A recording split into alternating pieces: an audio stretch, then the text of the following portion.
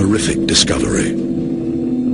In a disused bank, officers opened 6 barrels full of decomposing human remains. It wasn't just the number of people who were killed, it's the way they were killed. It's the world of nightmares. But this serial killing is unique for one chilling reason. They believed they were on a crusade, and they believed that crusade was the right thing to do.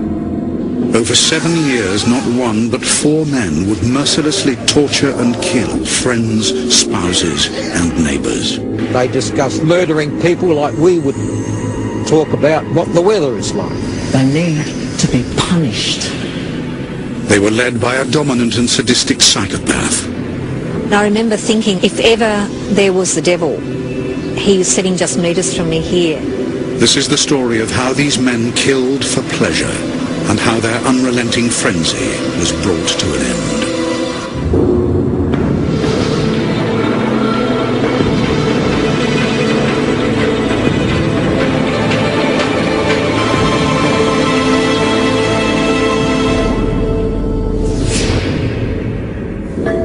Adelaide, the upright and conservative capital of South Australia. With a population of 1 million, it's known as the City of Churches. But to the north of the city lie many neglected and impoverished suburbs that house much of Adelaide's underclass.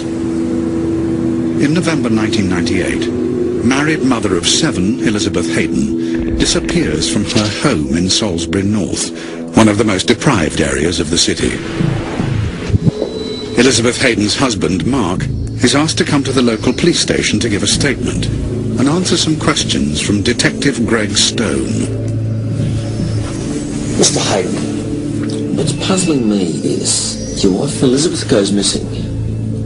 Now, the only reason we know she's missing is because her brother reported her disappearance to us.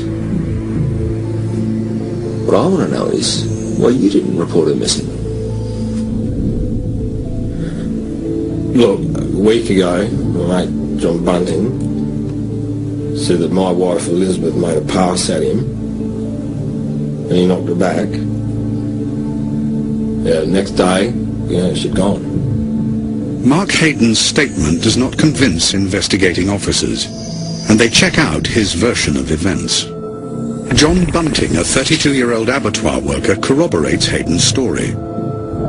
Chief Superintendent Dennis Edmonds remembers why his detectives were so suspicious. Her husband didn't seem to be all that concerned about where she was or where she might have gone. You get a gut feeling that something's not quite right. You're not sure what it is, but it's your job to find out what was going on. Officers are immediately alerted to a second name in Hayden's statement. So she left. Yeah, next day, I went and stayed with my mate Robert Wagner. Robert Wagner, 27 years old and unemployed, is already known to the police. In 1997, his homosexual partner Barry Lane was reported missing. Whilst checking Lane's bank accounts, police come across something suspicious. Jeremy Pudney was a crime reporter working in Adelaide at the time. Police were able to ascertain that Barry Lane, who was missing but not necessarily dead in their eyes, was regularly accessing his bank account, or if not him, someone else was. Police set up a surveillance camera, and over the course of the next few months were able to obtain vision of someone making withdrawals from Barry Lane's bank account.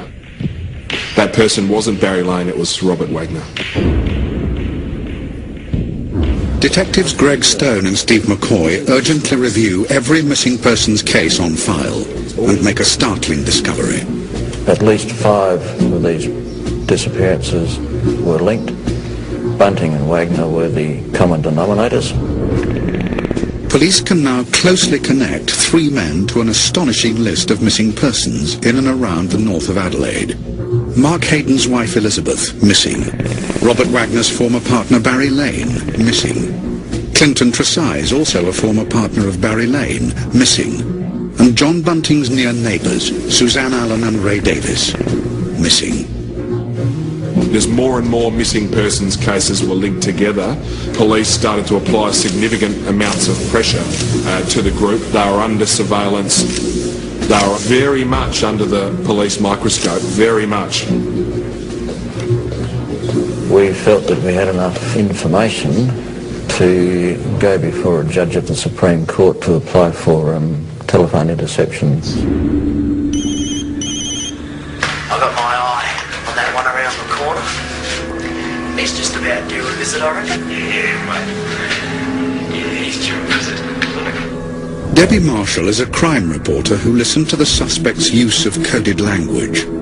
They're picking up these phone taps and they're hearing Bunting and Wagner use the most strange terms, things like they need to go to the clinic, they need to be made good, it's time to play. As officers monitor the suspect's calls, other members of the 20-strong team hunt down an important piece of evidence in the case of Elizabeth Hayden. We were looking for a Land Cruiser 4-wheel drive that she owned, and that car had gone missing. On the 18th of May, investigators follow Bunting and Wagner as they drive 100 miles north of Adelaide to a remote settlement called Snowtown. The two men unintentionally lead police straight to the piece of evidence that has proved elusive, Elizabeth Hayden's vehicle. It's a major breakthrough. A team of investigators is dispatched to Snowtown to examine the vehicle. Among them is experienced crime scene officer Gordon Drage. The idea was to seize the car, forensically examine the car, and see if there was any connection we could draw to the car and these missing people. It's empty, but the owner of the house tells detectives that the vehicle's contents have been moved across the street to a disused bank. Gordon. One of the detectives called me aside and said, "You're not going to believe this," he said, "but we've got to go across to the old state bank."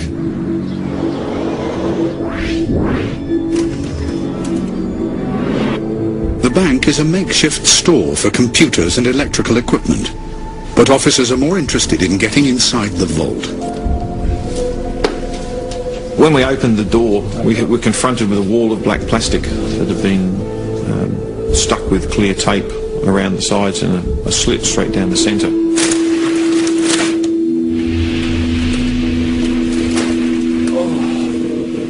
Oh, it stinks. Once we got in, the smell then was just overpowering. We were dealing with something dead.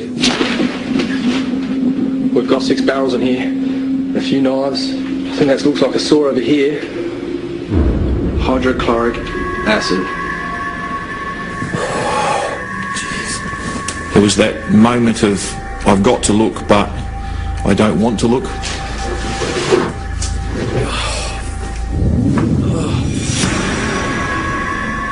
The first barrel contains human remains. I could see a hand and a foot.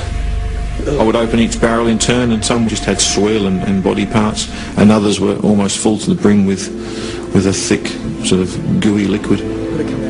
Police will have to keep the sickening discovery from the world's press as they prepare to swoop on their prime suspects.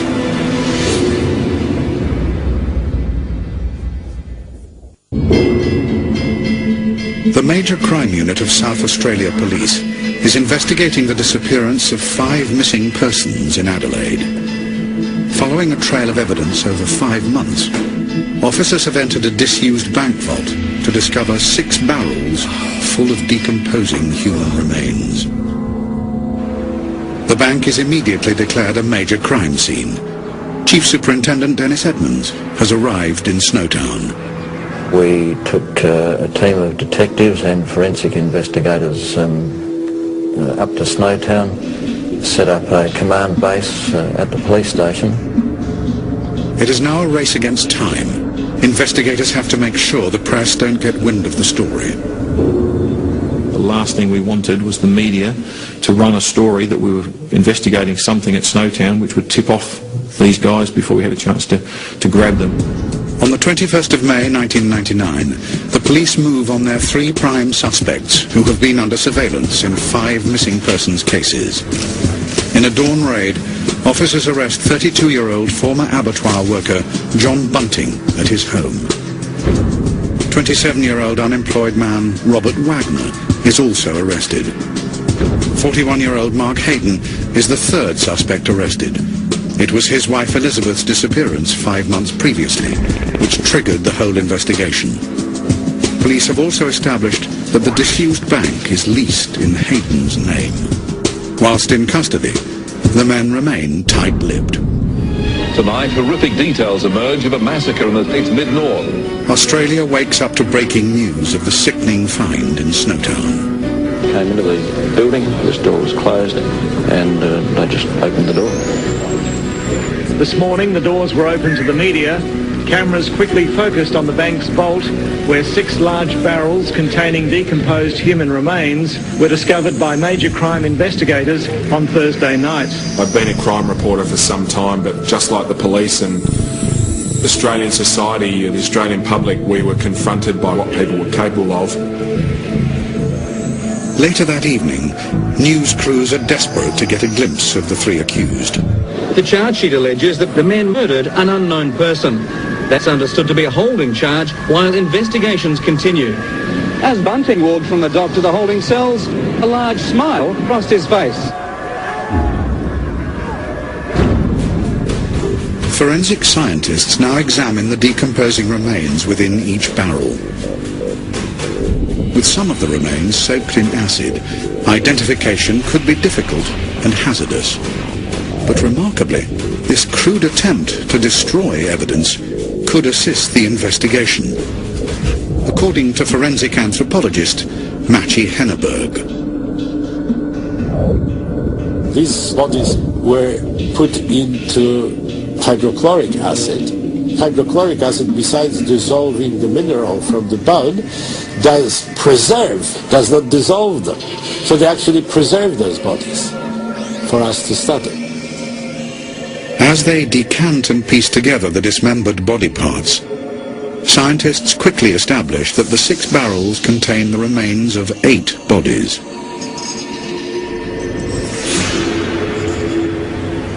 The forensic process has barely begun when the investigation takes another devastating turn.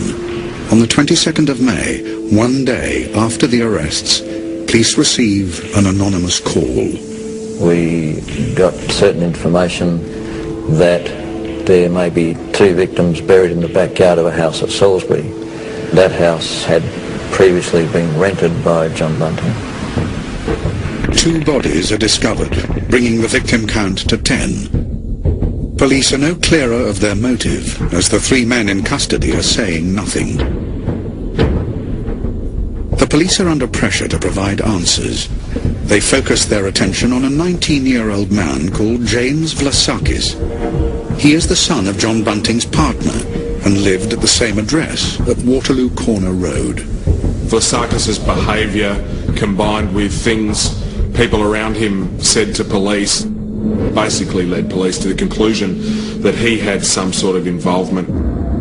Taken into custody, Vlasakis talks, but he is terrified. I haven't told anyone this because I didn't want to get killed. Vlasakis tells about how Bunting had bragged about killing a young man in the early 90s. Mate, just go in the lounge room, sit down. Can I put the TV on? Yeah, sure, mate, be my guest. But Vlasakis cannot provide a name for what police believe is Bunting's first victim. John Bunting started off as any one-off killer might do, but he basically loaded the remains into a car, drove out to a paddock in the middle of nowhere and dumped them. Matching crucial details of the killing against post-mortem reports on remains found on a farm near Lower Light in 1996, 3 years earlier, police identify the victim as a 22-year-old drifter, Clinton Tresize. Clinton Tresize was a disillusioned young man. He had very few friends, if any. He had irregular contact with his family and was a very lonely young man. And it made him the perfect target for John Bunting. For police, it's crucial evidence, but they also begin to piece together a dark world on the margins of respectable Adelaide.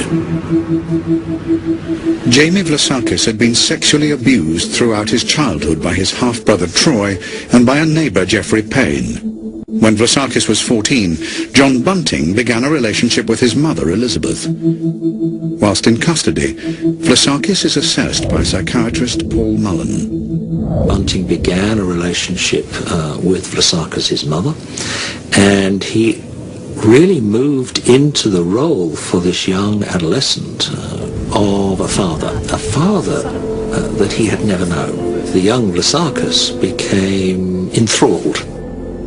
Through Vlasakis, investigators gain their first insight into the character of John Bunting and how he boasted of his violent acts, including murder. John told me parts of what they did. I believe that if I told someone, John would kill me.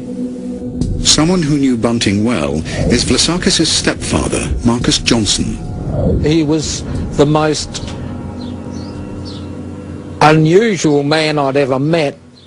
He was very intelligent and he had a tremendous manipulative ability.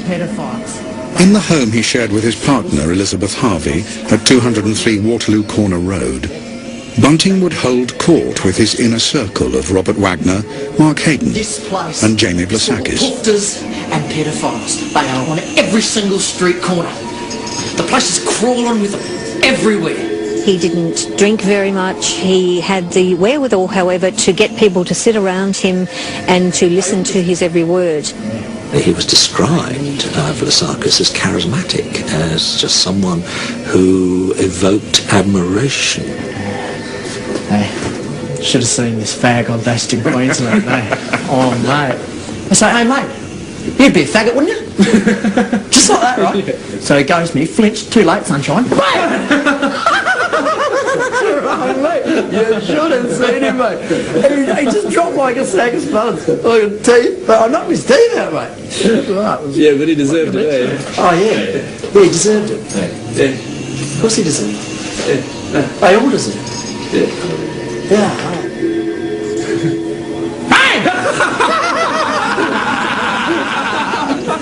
He was frightening, he was intimidating. People were either with him or against him, and if they were against him, they were frightened for their lives. Vlasakis reveals to investigators that 5 years after Bunting committed his first killing in 1992, he was ready to kill again, and this time he had a willing partner in crime. Robert Wagner is not a very articulate, not a very strong, forceful personality, yet he had a very dark side to him. Both men moved on their next target, 26-year-old Ray Davis, a disturbed and intellectually impaired man and a near neighbour of Bunting.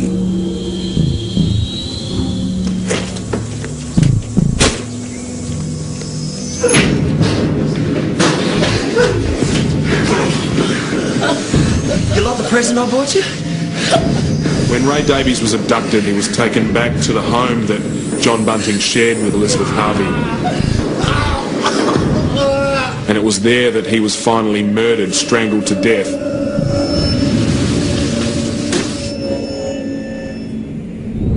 The body of Ray Davis is dumped in a hole in Bunting's backyard and is later excavated by police.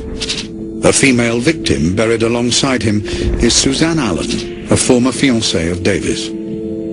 Police are still trying to find a motive for the killings, but they discover that a week after his death, Ray Davis's caravan is sold, and evidence seized at Bunting's home proves that he accessed the bank accounts of both victims. They would often demand from victims their personal security numbers and access their bank accounts, and so conceal the crime afterwards so he could keep killing and he could keep hunting within his own circle. Almost a year after the killing of Ray Davis, Bunting and Wagner choose their next victim from their neighbourhood, 19-year-old Michael Gardiner. Police speak to mother of two, Nicole Zarita, a close friend of Gardiner. The last time I saw Michael, I was heading to New South Wales for a short holiday, and he was going to stay in my house until I got back. When I came home, Michael was gone and so were my belongings. Police are now beginning to gather evidence of a more sinister motive behind these killings. Bunting would keep this wall of spiders, as he referred to it, which was a series of post-it notes linked by strings of wool with names of people and addresses of people that Bunting believed should be punished. Those who needed to be punished were paedophiles and homosexuals. Bunting made no distinction between them. He found pedophiles hiding under everything, and his speech pattern was always in a violent context, and it was always about pedophiles. Dirty. You're dirty. You are disgusting.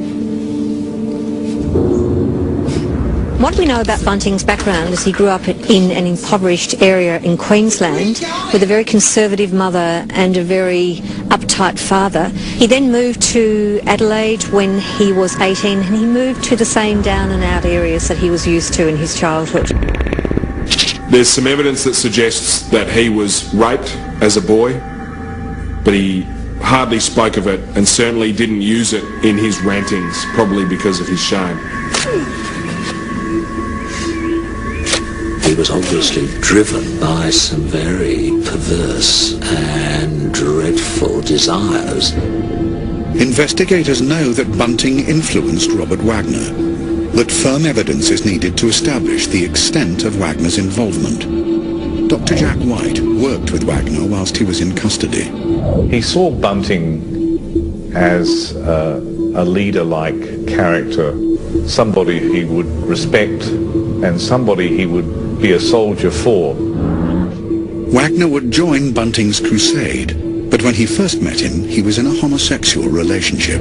Robert Wagner had been picked up by pedophile and transvestite Barry Lane when Robert Wagner was 14 years old. He basically took him and spirited him away and kept him into adulthood. He's confused and deranged in his own mind, but there was no confusion in John Bunting's mind. He believed that Wagner was a victim and it was his job to get him away from Lane, and that's exactly what he did. When Lane started talking about what he suspected Bunting and Wagner were doing, he sealed his own fate. Get your bloody mouth shut! Quicker! Robert Wagner loved the thrill of the torture, but he was also the one who was strong enough to come up behind the victim and put his massive arms around the victim's neck and start to strangle him just enough. They often brought their victims back just at the point of unconsciousness. For John Bunting to move in and look into their eyes, which is what he loved to do most, and impose his power.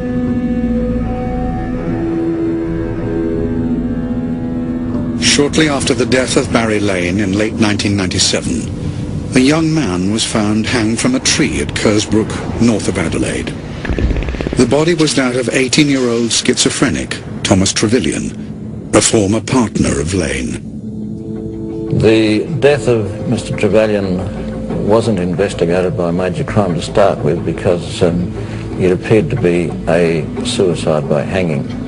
Vlasakis now reveals that the death was no suicide, but the result of the killer's growing bloodlust. The motive here was John Bunting's warped hatred for these people, and it became a lust for murder. He wanted to kill people. He was eventually just looking for the right sort of person to kill. Further revelations from Vlasakis will reveal how the murders accelerate, and how he was lured by Bunting into a deadly circle of killers. Following the discovery of 8 bodies in barrels in a disused bank on the 20th of May 1999, 3 men have been charged with murder: John Bunting, Robert Wagner and Mark Hayden. I guess we all sensed then that this was likely to be certainly one of the biggest, highest profile crimes in Australia and possibly the world. Another man, 19-year-old Jamie Vlasakis, is in police custody, providing details of the killing, crucial evidence for the prosecution. The only reason I kept this light going is because he could do it to me. The confessions of James Vlasakis became quite crucial in terms of understanding what had happened, why it had happened, who'd done what, and how to gather the evidence that was required to bring Bunting, Wagner and Hayden in some form to trial. With the help of Vlasakis, police have identified 6 victims: Clinton Tresize, Ray Davis, Suzanne Allen, Michael Gardiner, Barry Lane and Thomas Trevelyan. The motives behind the killings are becoming clearer. John Bunting targeted Michael Gardiner because he was gay, and purely and simply for that reason only. They associated gay with pedophilia. This place is full of poofters and pedophiles. They are on every single street corner. The place is crawling with them. Got rock spiders, stinking pedophiles, everywhere. Most of them need a little visit to the clinic. They need to be punished. As Vlasakis continues his statement to police, he also gradually reveals how he was further lured into the dark circle of killing. James Vlasakis says he went out one evening, came back, Bunting and Wagner were there, and showed him the body of Gavin Porter on the ground in the shed out the back, and they told him that they'd murdered him. Gavin Porter was a close friend of Vlasakis, and like him, a heroin addict. Bunting hated drug addicts and regarded them as waste. Vlasakis was obviously shocked, stunned. It was his friend. He was frightened. He believed at that moment that Bunting and Wagner were about to kill him. He was basically frightened, intimidated and implicated from that point on. Throughout the days giving crucial information to investigators, Vlasakis tells of how the killers were now joined by their friend Mark Hayden. I'm on one side of the road. Mark Hayden was a very inarticulate man who obviously could be so easily manipulated. If Bunting said something had to be done, it had to be done. The ordeal of cataloguing the deaths is traumatic for Vlasakis. He can barely manage to cope as he recalls every horrific detail. But he will shock officers as he recounts how he progressed from bystander to killer, beginning with the murder of his half-brother, Troy Yude. Robert and John were just shuffling Troy into the bathroom. I thought he was just going to be bashed. Troy Yude had raped Jamie right through his childhood. He, as Jamie had grown up in this household of frank abuse with a mother who was psychiatrically ill. I thought he was just going to be bashed, given a talking to. Jamie told John Bunting that Troy had sexually abused him, and that was virtually the death warrant of Troy. What are you doing? They took him into the bathroom, and they started yelling and screaming. What are you doing? What's happening? Calling him a faggot and a baby rapist and things like that. Troy Yude endured shocking forms of torture for a substantial period of time before he died, and James Vlasakis stood there over him while this happened. And in fact, Troy Yude, his brother, is appealing to him as he's being tortured and killed. What's going on? Why are they doing this to me? He was losing consciousness. John turned around to Troy and he said, "This was fun. I could do this all day." This is fun. I can do this all day. I remember walking down the hallway again. I couldn't handle it. I said to him that I enjoyed it.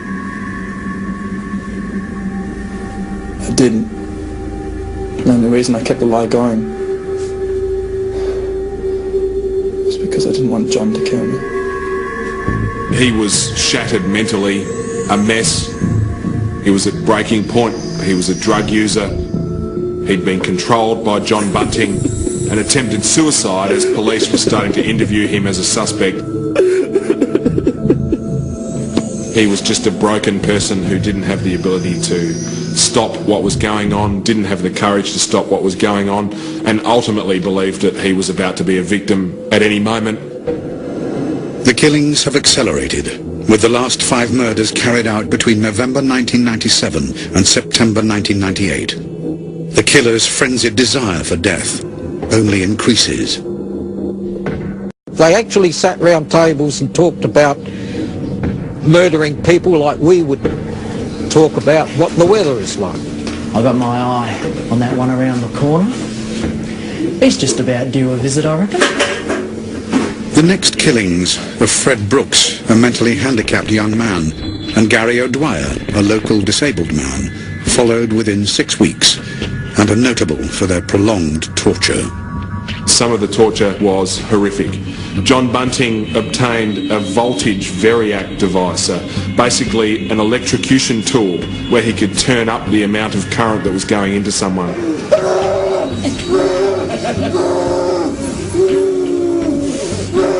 With the victim count increasing, their remains were stored in barrels, the very act of which, for psychologists involved in the case, provides a disturbing insight to the mind of John Bunting.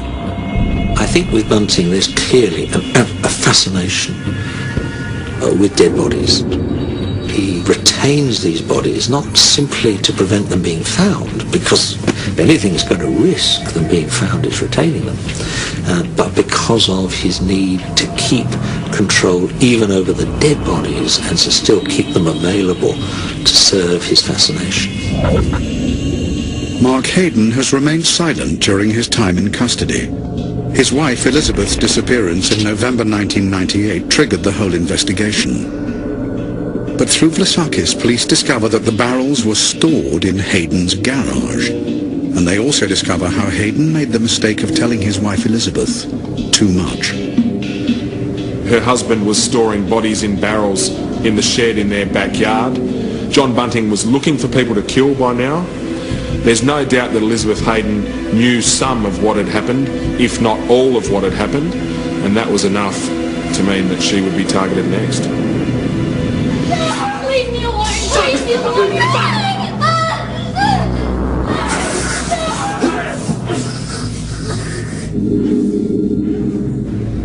Despite the killer's efforts to conceal Elizabeth Hayden's disappearance, it was investigated immediately by police. Elizabeth Hayden was really the turning point in terms of the investigation and the intensity of the pressure on this group of killers. For the first time, the three men would come under close scrutiny.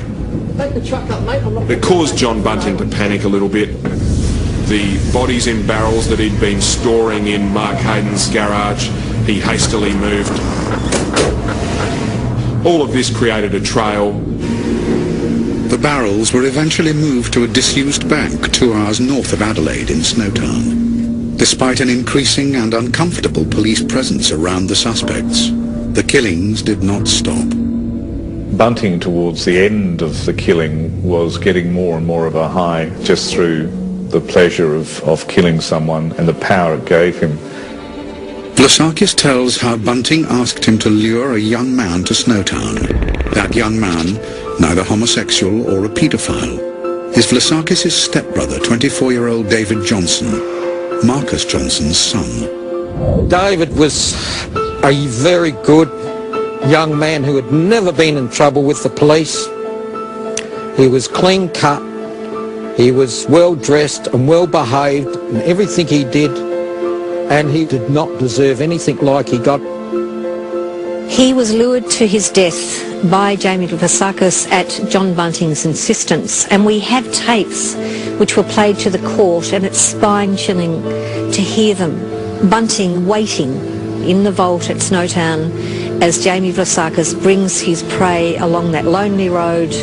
Bunting's on the phone to Vlasakis saying, "This is the voice of happiness," and Vlasakis saying, "Ha ha, we're on our way."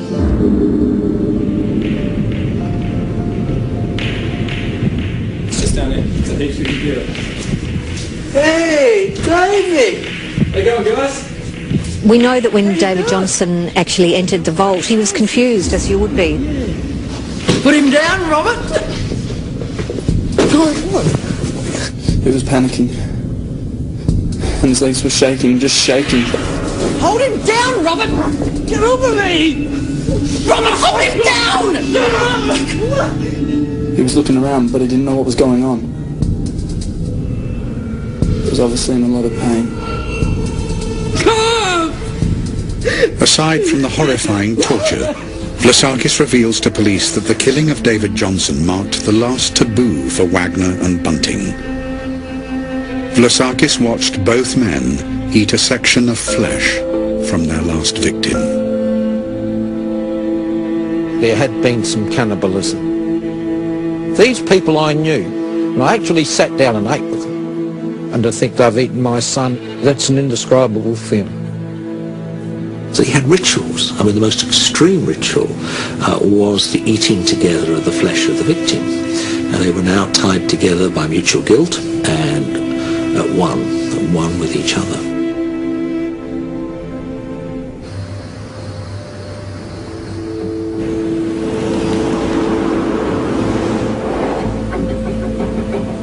On the 2nd of June 1999, after 6 traumatic days giving evidence to police, James Vlasakis is charged with murder.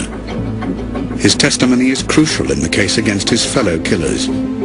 On July the 2nd, John Bunting, Robert Wagner and Mark Hayden are jointly charged with 10 counts of murder. The whole of Australia awaits the most shocking trial in the country's criminal history. As the public reel at the horrific details of the killings, the country is rocked by the revelation that Bunting could have been caught after his first murder.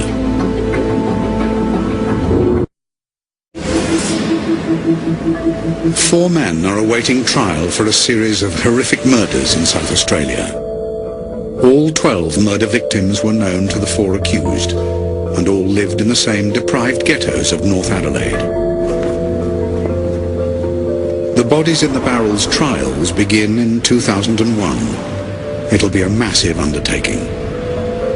It was complex, it was demanding. It took a big slice out of police officers' careers. On the 21st of June 2001, Jamie Vlasakis appears in court to face 4 charges of murder. It is his confession to police that forms the basis of the entire prosecution case. It was a secret deal that had been brokered for some weeks, and he appeared in court unexpectedly and pleaded guilty to 4 of the 5 murders for which he'd been charged. Vlasakis pleads guilty to 4 charges of murder. For his part in the murders of his half-brother Troy Yude, Fred Brooks, Gary O'Dwyer, and his stepbrother David Johnson, Vlasakis is sentenced to 26 years in prison. Throughout he was horrified by the killing, but he was caught up in Bunting's world. It took months and months of physical separation before he escaped from that world and woke up one morning to the full horror of what he'd been part of.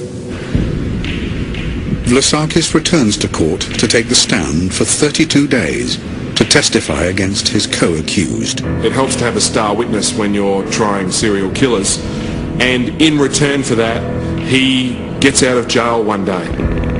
Mark Hayden pleads not guilty to 2 counts of murder and 5 of assisting offenders. He will be tried separately. Mark Hayden was the monosyllabic sidekick who just did what he was told. He had his own trial and he just sat staring at the floor. The murder charges against Hayden are dropped, but he is found guilty on all counts of assisting offenders. He is dismissed by the judge as a passive manservant and sentenced to 25 years in prison. In October 2002, the trial of Robert Wagner and John Bunting begins. Robert Wagner, charged with 11 counts of murder, pleads guilty to 3 and not guilty to the remaining charges. John Bunting pleads not guilty to 12 counts of murder. They say they were killing pedophiles, people who would harm children, when in actual fact most of their victims were simply people who weren't as privileged as others or whose lives had in some way gone off the rails. The world hears the full appalling detail of each killing. The prosecution plays to the jury recordings made by the killers during their torture sessions. It proves traumatic for all those who attend. I was haunted by the voices of the victims screaming for mercy and receiving none. And it played over and over in my mind. I had nightmares, and I know a lot of people did. Marcus Johnson has to endure listening to the recordings of his son David being tortured. It was a very, very, very emotionally strange, indescribable time to have to sit there and know that he was under such terrible stress and strain that no human being should go through. Despite the prosecution revealing the victim's suffering, there is no emotion from the accused. I've watched John Bunting and Robert Wagner in the dock, and I haven't seen one glimmer of remorse in either of them.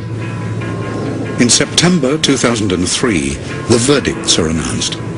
Robert Wagner is found guilty of 10 murders. He will spend the rest of his life behind bars for his compulsive desire to kill. I think it was almost like a drug, and he longed to get that feeling, and I think that's what perhaps kept the killing going. John Bunting is found guilty of 11 murders. The jury fails to reach a verdict on the cause of death of one of the victims, Suzanne Allen. Along with Wagner, he will never be released from prison. I have never, ever in my career as a crime writer come across the likes of Robert Wagner and John Bunting. I sat just metres from them in court watching, particularly John Bunting, smirking, loving it. And I remember thinking at one point, if ever there was the devil, he was sitting just metres from me here.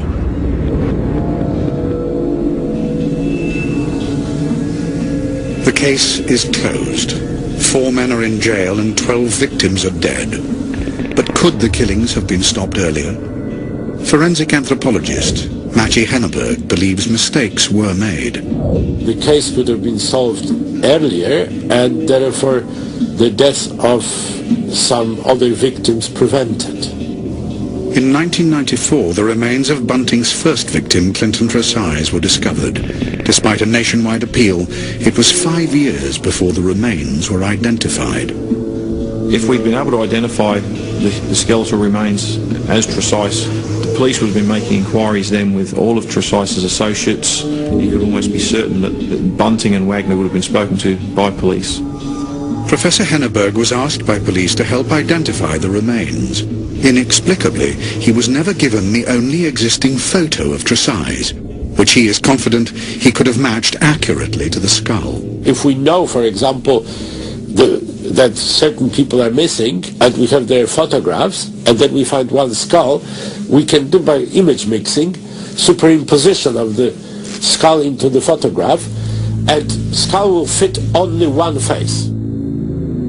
That error meant that police didn't investigate initially Clinton Tresize's disappearance as a murder, and that probably meant that John Bunting wasn't investigated as a suspect early on and allowed his activities, his killings, to continue. This snowballed into Australia's worst serial killing when it could have been just a single case of murder. Australia's worst serial killing has left an indelible mark on those involved in the case. The Snowtown story may have ended for people, but for people like myself who covered it, it will never end. When you find out that somebody you care about is not only dead but has been tortured simply because they were a little different, you know why? For those touched by the tragedy, the horrors will never recede. I carry my grief. I don't look upon myself as a normal human being. I just can't. I find it extraordinarily hard to trust people. I don't think I ever can. The thing that it showed me most of all was how if we allow people to become completely isolated, if no one misses them, well, what can become of them? And I think it showed me that we owe these people a bit more than what we give them and what these victims got.